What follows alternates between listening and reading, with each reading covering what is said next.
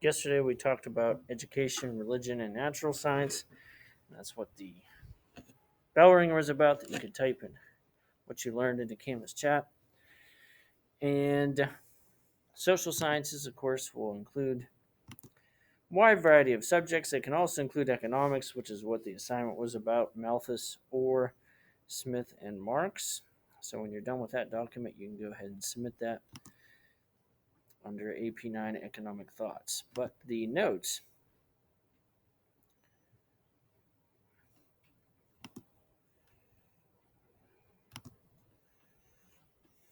first, let's look at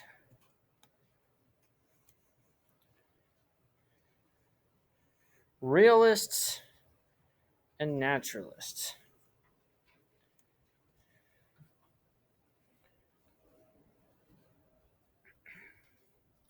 They both concentrated on scientific objectivity and observation.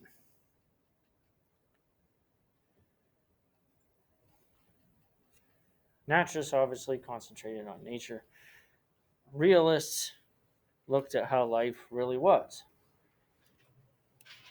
One of the people you're probably familiar with, at least their name, would be Charles Dickens, pointing out in his books the efforts of industrialization didn't necessarily benefit all the people. And that was evident through some of his stories about people that were orphaned, people that were destitute, that lived downtrodden lives. That's I always some one of the Christmas decorations is available, or the little Dickens villages that you can buy and put up, and they all look like these nice little Victorian homes. So whenever I go to somebody's house and they have one, as they say, "Where are the slums?" Because there's Christmas decoration. But anyway, and it also includes a few others like Balzac, for instance. But anyway, another one in particular that was more famous was Gustav Flaubert. Gustav is Gustave. Flaubert is Flaubert.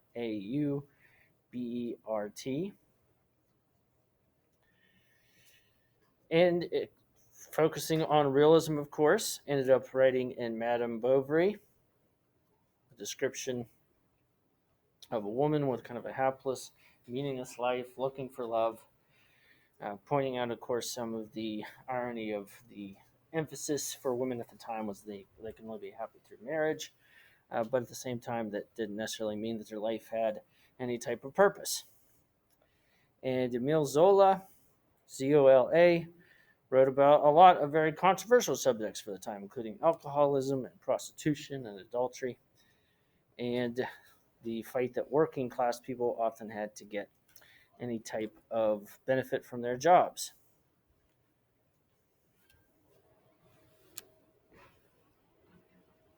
Others, like Henrik Ibsen, which is Henrik Ibsen, Henrik Ibsen,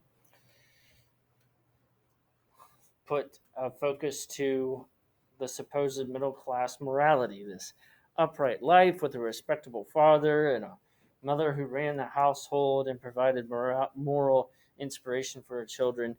He poked fun at that and pointed out that it's not always necessarily true.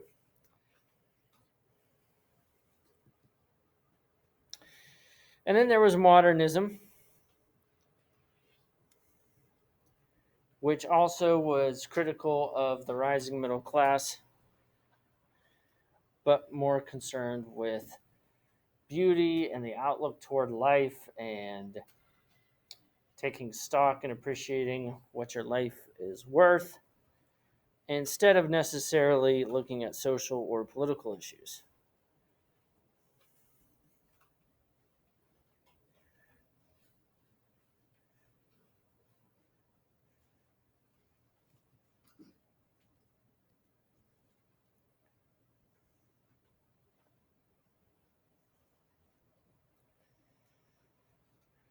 And of course, when going along with that, looking at how fruitful people's lives were was also concentrated on standard of living.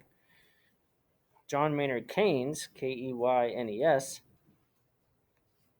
pointed out that when economies tended to fail, it was up to the governments to step in to try to do something about that, to keep up the modern way of life. And so he ran about government spending money, even incurring deficits, that is, borrowing money in order to make sure that production continued to go up. Some famous modernist writers included Virginia Woolf, Thomas Mann, and James Joyce.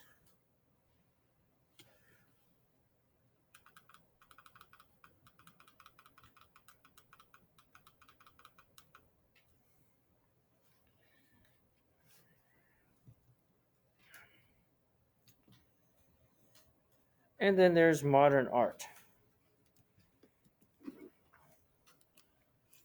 Impressionism is one of the types,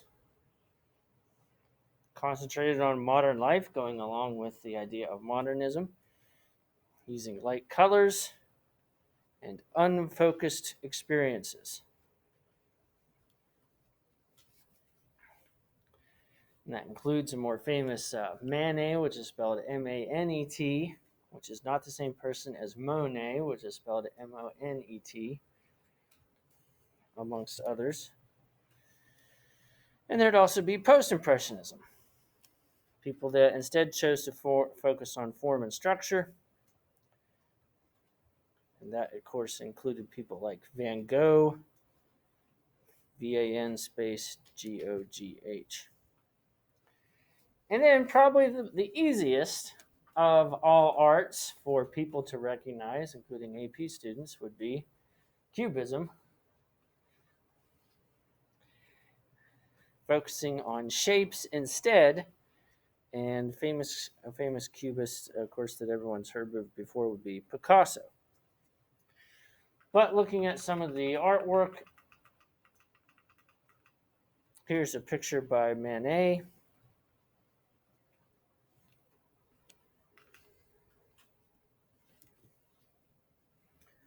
Here's one by another person called Seurat.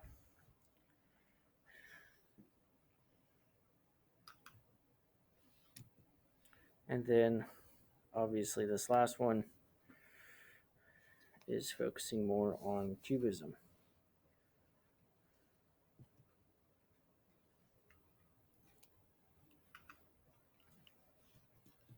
And then coming back to Nietzsche, he was the one that was critical of the church's position and education.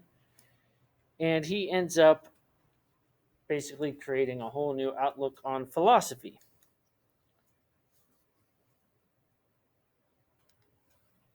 He criticized the fact that non-rational characteristics of human beings are often idealized. Love, and even anger and hatred and all these other things. Some of the aspects of romanticism, going out and being chivalrous. None of these things really are ever that rational. And so he criticized humanity for focusing on those things instead. And probably the thing that he criticized the most was religion, because, as he pointed out, religion cannot be proven. He himself eventually was focused on being an atheist. And so he declared himself the death of God and anything that was irrational. He himself was critical of racism and anti-Semitism. But unfortunately, some of his other ideas, that people should do what they want, they should better themselves, also provided inspiration later on for people like the Nazis.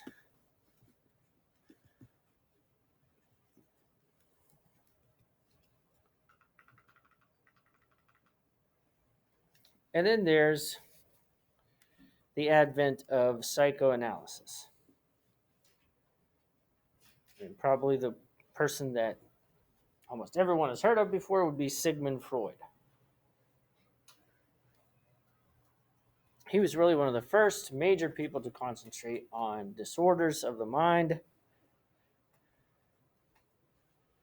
although many people in the fields of psychiatry and psychology would agree today that he concentrated way too much on sex to describe everything that was wrong with people. But he was one of the first to analyze, for instance, dreams. He ended up dividing the mind into three categories that often were in struggle with each other. And that included id, which concentrates on our desires and is often irrational.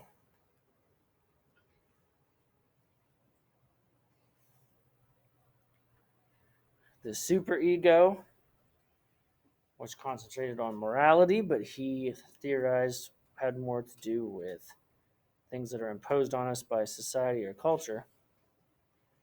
And then ego, the part of our mind that tries to compromise between those two different parts. A student of his, Carl Jung, which is spelled Jung,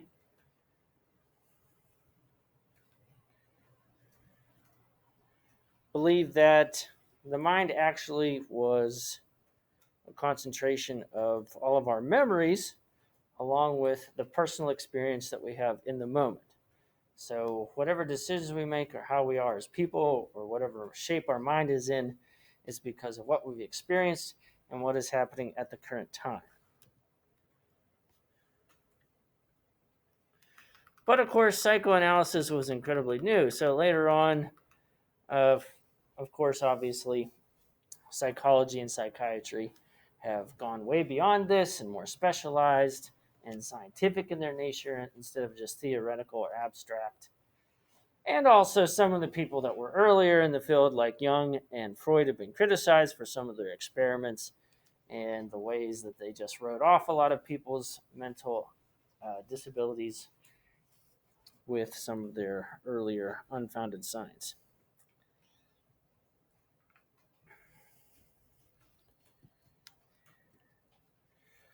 And then some of this scientific study would be applied, for instance, to things like politics. Max Weber, which is spelled Weber, was one of the earlier fathers of what we call public administration, using scientific method to govern.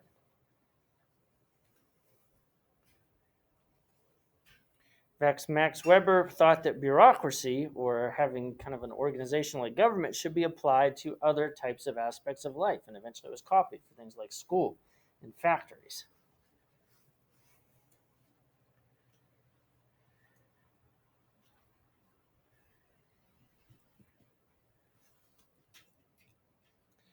And so from that, a lot of other people started to study things like collective behavior. How do we organize and behave as groups of people instead of just individually?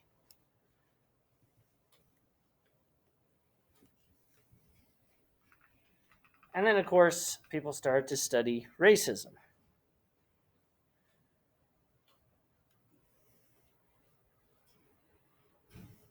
Although at first, it didn't take the direction that you might think. One of the first major writers, Gobineau, who is spelled Gobineau, he wrote The Inequality of the Human Races, which you might think, wow, this book was written in 1853 to 1854, somebody back then was talking about inequality. Well, he was actually arguing that white people were being weakened by influence from other races. So, yeah, so close. He started off with a good title, but it didn't follow through in the text.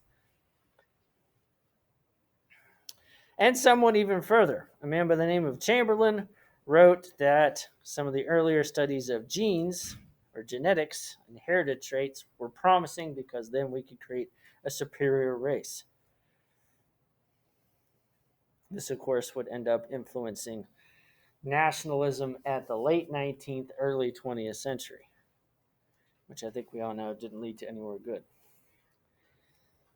And so, because of this, you ended up seeing increased bigotry toward people that were viewed as inferior, so people from Eastern Europe. And then Eastern Europeans took that out on people that they thought were lesser than them, so anti-Semitism started to rise even further. But that did have a positive result because it did push for Jews, for instance, to stand up for their own culture. And some, of course, hope to eventually return to Israel and live in what is known as Zionism, including being promoted by Theodore Herzl, which is spelled Herzl. But despite that, there would be some negative effects, including the instance that we'll talk more about later involving Captain Dreyfus in France, where he is unfairly prosecuted for a crime, even though he didn't have anything to do with it. Probably the only reason why was because he was Jewish. But it showed even someone that was a loyal member of society serving in the country's military could fall prey to these prejudices.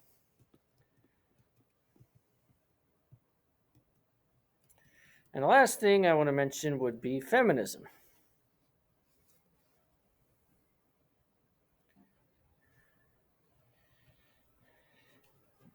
And really, the increasing feminism that would occur would be as a result of the increasing anti feminism. In the past, anti feminism was just part of culture, that society was dominated by men.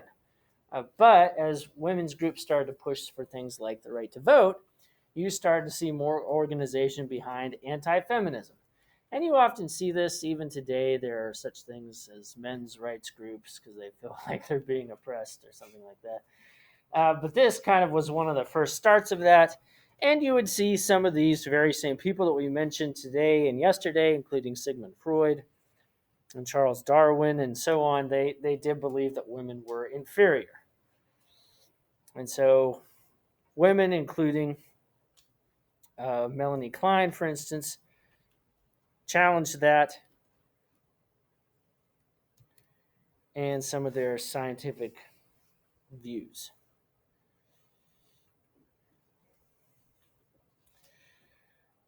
And then, of course, some of this anti-feminism came about through law, including the Contagious Diseases Act in Britain, where it allowed the police basically to give very intimate examinations of women just to check for diseases. It didn't really talk about examining men, just women. And other types of anti-feminist laws were put into place throughout Europe under the guise of stopping things like disease and prostitution.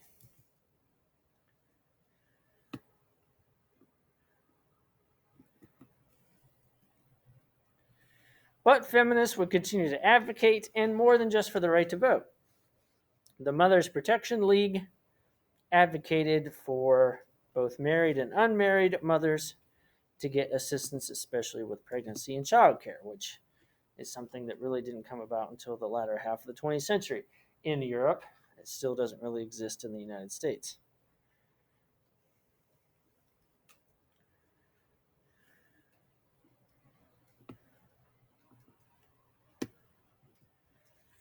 But this struggle will continue, and the right to vote won't be achieved really until about the end of World War I in the United States, in Britain, and in other European countries. And of course, how women are approached would take a positive outlook at first in places like communist Soviet Union later on. But most of those decisions, once again, are made by men and kind of wax and wane because even the communist leaders, when they saw, for instance, they said women are equal, so anybody can get a divorce if they want to. But then when divorce rates skyrocketed because a lot of women didn't want to be with their Russian husbands, then they kind of pulled back on that. So often, even when these decisions were made, they were made by men and could easily be reversed. That's all the notes for today. Tomorrow we will talk about Western imperialism, particularly in India and Africa.